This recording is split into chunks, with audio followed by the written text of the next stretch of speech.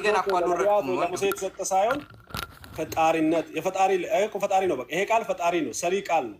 የሆነ ሁሉ አንተም ጭምር እኔም ጭምር የተፈጠርንበት ቃል ነው። ምን መሰለህ ዮሐንስ አንዳንድ ላይ ካላወራ ስምረት ነበረች፣ ህይወትም የሰው ብርሃን ነበረች። ዮሐንስ አንዳንድ እንጨርስ መጀመሪያ። እዚህ ጋር መለኮት ነው፣ ምንም ከሙሴ ጋር የሚወዳደር አይደለም። በሙሉ መለኮትነቱ ነው የተገለጸው እና እኔ ፊት ለፊት ያለውን ነው። ይሄንን ስንት መለኮት ነው ያለው? ስንት መለኮት ነው ያለው?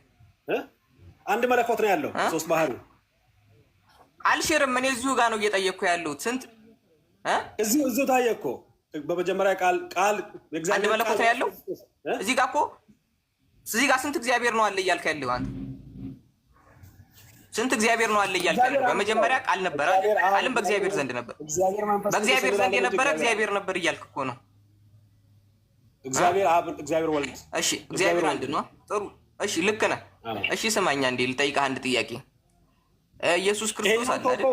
ይሄኛው ተውኮ እየጨረስን ምን ነው ከሙሴ ጋር የተመሳከረው ትክክል አይደለም። አማልክት የተባለው ይሄ እዚህ ጋር ኢየሱስ የተገለጸው በመጽሐፍ ቅዱስ እንደ ፈጣሪ ከፈጣሪ ልዕልና እኩል ነው። እዚህ ላይ ተናገረ።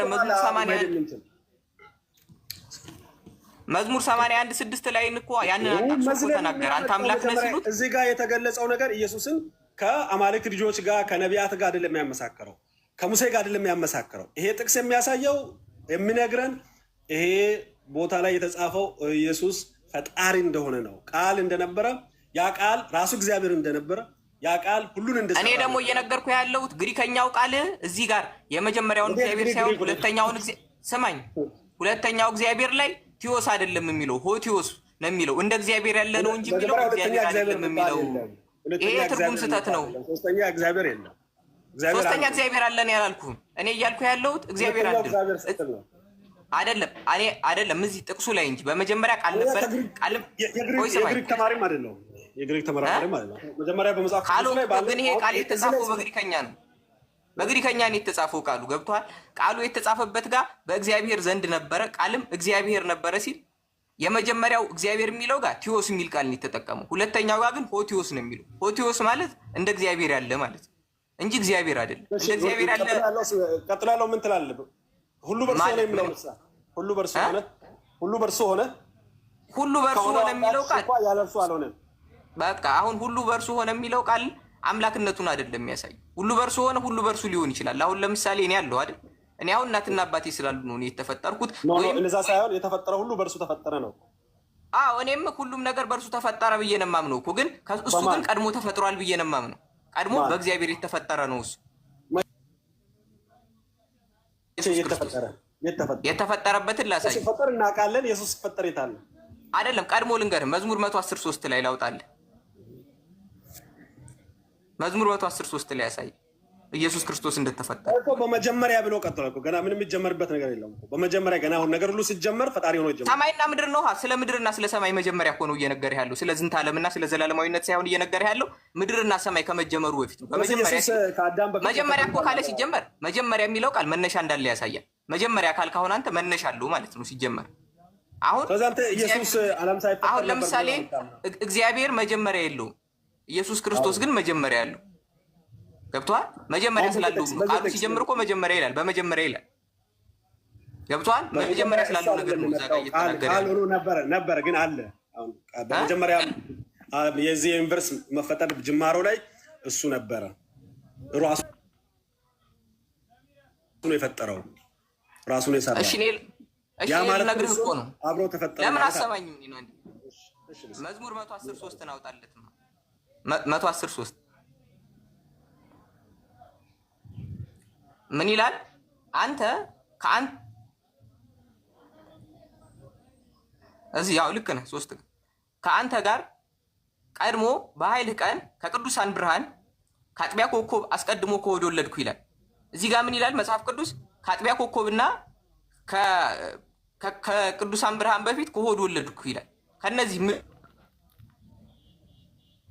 ከመፈጠሩ በፊት እንደተፈጠረ እዚህ ጋር ታያለህ። ሁለተኛ ደግሞ ሌላ ቦታ ላሳየህ። ምሳሌ 8:25 ላይ ያውጣል። ይሄ ማንን ነው?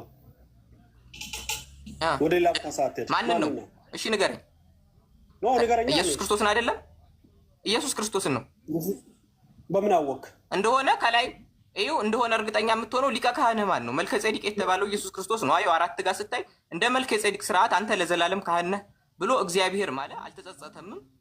እግዚአብሔር በቀኝህ ነገስታትን በቁጣ ቀን ይቀጠቅጣቸዋል ይላል። ይሄ ለኢየሱስ ክርስቶስ የተሰጠ ትንቢት ነው። በምን አወቅ አንተ?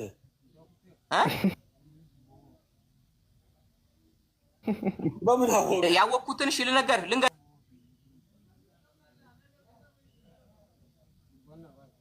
በምን እንዳወቁ አንድ ላይ ቁጥር 1 ላይ ምን ይላል? እግዚአብሔር ጌታዬን ጠላቶችህን ለእግርህ መረገጫ እስካደርግልህ ድረስ በቀኜ ተቀመጥ አለው ይላል።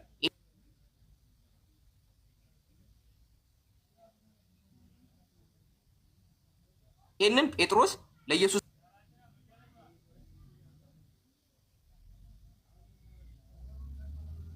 ክርስቶስ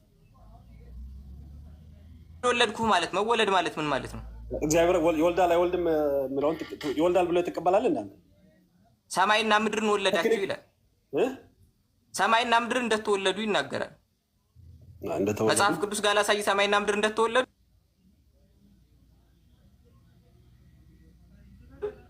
እስቲ አሳየኝ። እሺ ይሄንን አንብብለት ጃ መዝሙር 90 ላይ ተራሮች ሳይወለዱ ይላል። ተራሮች ሳይወለዱ ምድርም ዓለምም ሳይፈጠር ከዘላለም እስከ ዘላለም ድረስ አንተ ነህ ይላል። ተራሮች ሳይወለዱ እያለ ነው። ተራሮች ተወልደዋል እያለ ነው። ምን ማለት ነው? ተራሮች ሳይወለዱ ማለት ሳይፈጠሩ ማለት ነው። ሳይፈጠሩ ማለት ነው። ነው ተወልደዋል ብለህ ነው እንደምታምነው? ተራሮች እኮ ምድር ሲሰሩ አብረው የተሰሩ ናቸው። አንዳንድ አገላለጽ ፊደል ያድናል ፊደል ይገላል የሚባሉ ለዛ ነው ኮንቴክስቹዋል ማድረግ የምጠይቀው። እሺ ኮንቴክስቹዋል እስኪ አንተ አድርገው እዚህ ጋር ተራሮች ሳይወለዱ ማለት ምን ማለት ነው? ተራሮች ሳይወለዱ ማለት ቴክኒካሊ ተራሮች እንደ ህፃን ተረግዘው ተወለዱ ማለት አይደለም። እንደዛ አይደለም። እኔም እኮ እንደዛ ነው ያልኩ። ኢየሱስ ክርስቶስም ተወለደ ሲባል እንደዛ ማለት አይደለም። ምክንያቱም እዛ ጋር እየተናገረ ያለው ምድር ሳይፈጠር በፊት ካለ ከድንግል ማርያም የተወለደውን ውልደት አይደለም እየነገረ ያለው። ከምድር በፊት ስላለው ውልደቱ ነው እየተናገረ ያለው። ተራሮች ሳይመሰረቱ በፊት እንደተወለደ ከነገረ ከድንግል ማርያም ከቅድስት ድንግል ማርያም ከመወለዱ በፊት ኢየሱስ ስለመኖሩ ታምናለህ ማለት ነው? በዚህ አዎ እኔም አምናለሁ። እኔ እኮ ክርስቲያን ነኝ። ነበረ ማለት ነው? ነበረው ግን አምላክ አይደለም እየነገርኩህ ያለው። ምን ሆኖ ነው የነበረው? ቃል ሆኖ ነበር የነበረው። ቃል ሆኖ? አዎ። የማን ቃል ሆኖ? የእግዚአብሔር ቃል ሆኖ የታዘዘውን እያደረገ ነው። ቅዱስ ቁርአን የእግዚአብሔር ቃል ነው? ቅዱስ ቁርአን የእግዚአብሔር ቃል ነው? አሁን እያወራን ያለን ነው ስለ መጽሐፍ ቅዱስ። ቆይ እየጠየቅኩ እኮ ነው። አሁንም ቃል ላይ ነው ያለው። ቅዱስ ቁርአን የእግዚአብሔር ቃል ነው? እኔ መጽሐፍ ቅዱስ ስለ ቁርአን አይናገርም። አቤት በለኛ ነው አይደለም? ነው አይደለም? አይናገርማ ነውም አይደለም ለማለት እኮ ነው። መጀመሪያ መጽሐፍ ቅዱስ ላይ መጠቀስ አለበት። የሌለ ነገር የእግዚአብሔር ቃል ነው አይደለም? ይሄንን ከየት አምጥቼ እንድነግርህ ነው የፈለግከው? ከምታምነው አይደለም በለው አሁን ከባድ ክርስቲያን ስለሆነ ልጁ ክርስቲያን ነው። ኢየሱስ ፍጡር ነው ብሎ ነው የሚያምነው እና ቅዱስ ቁርአን እግዚአብሔር ቃል መሆኑን ካላመነ ቅዱስ ቁርአን አታምንም? አላምንም። እኔማ በመጽሐፍ ቅዱስ ነው የማምነው እኮ አልኩ። አንተ ታዲያ እርስ በርሳችን እንድንከራከር ነው የፈለግከው? እኔ እየነገርኩህ የመጽሐፍ ቅዱስን ሀሳብ ነው እየነገርኩህ ያለው። ያ ቃል ዘላለማዊ ነው አይደለ? የእግዚአብሔር ቃል አይደለም።